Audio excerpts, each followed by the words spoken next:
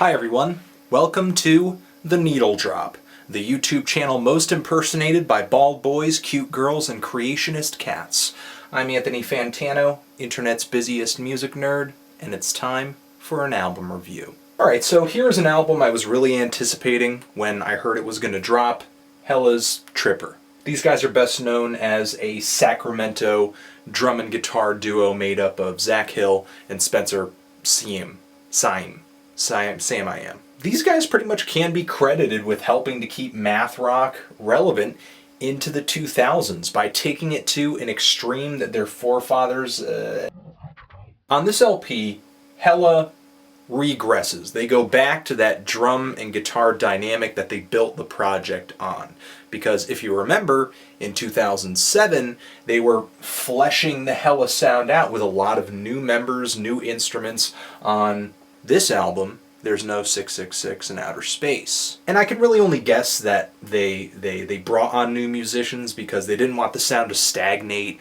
Especially for them, I can imagine that Zach and Spencer would have this need to experiment, because experimenting is basically built into Hella's DNA. And after there's no 666, Zach and Spencer sort of broke off from Hella and indulged in a bunch of different side projects, and I'm just happy to hear these guys back at home with Hella, kind of taking the things they've learned outside of the band, experimenting, collaborating, and bringing it back to Tripper. The LP starts with the first track to drop onto the internet from this album, Headless, and I'm loving the energy behind this track. Hella just has this insane ability to be extremely disorienting. It can wear its welcome fast, but I haven't listened to them in a while. This album's been an excuse to. So to me, it's kind of a fresh visit, you know? I mean, these guys sound so disorienting on that track that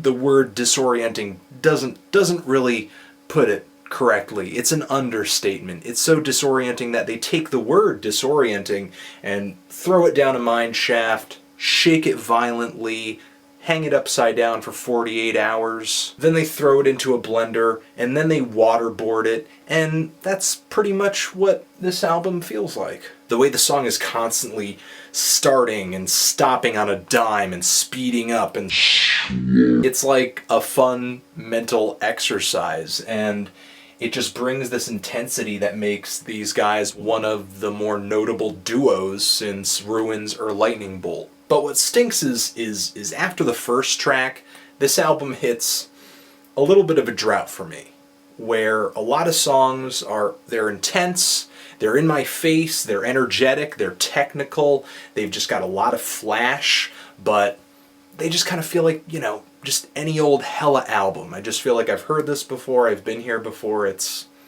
not blowing me away. I love the track Ubicore, which is surprisingly more melodic than a lot of songs on here, but this album doesn't really get really interesting for me until like the second half, where I start hearing some weird electronic effects and synthesizers laced into the music. It kind of feels like the experiments Zach Hill was doing on his solo stuff.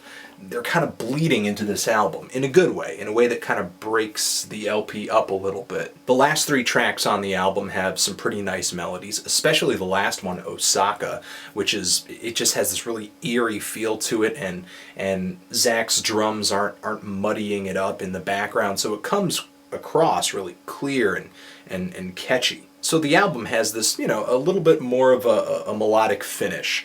Hella on this album does have a lot of virtuosity, the same virtuosity you would expect, but they're showing a little bit more restraint, I think. But of course, I have some gripes with this LP.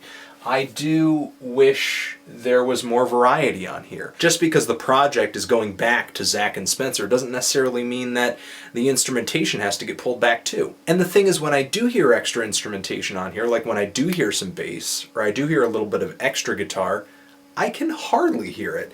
And it's not necessarily because Zach and Spencer are just playing so frantically. The production on this album, it's kind of bad. Everything feels so claustrophobic. When Zach and Spencer are playing louder, it doesn't feel louder, it doesn't sound louder, it just kind of comes off really flat and cacophonous. And a lot of the time the guitars are just feeling a little thinner and tinnier, more brittle than usual for a Hella album. Especially with the track On the Record, which kind of sounds like Spencer is playing his guitar through a McDonald's drive-through talk box. But, you know, I would have loved to have heard just a better mix with more range, lower lows, higher highs, and just some more separation between the drums and the guitar so that they're easier to read. I'm feeling a strong 6 on this, but what do you think of this thing? Are you loving it? Are you hating it? Why? And what should I review next? Thanks for watching. Anthony Fantano, forever.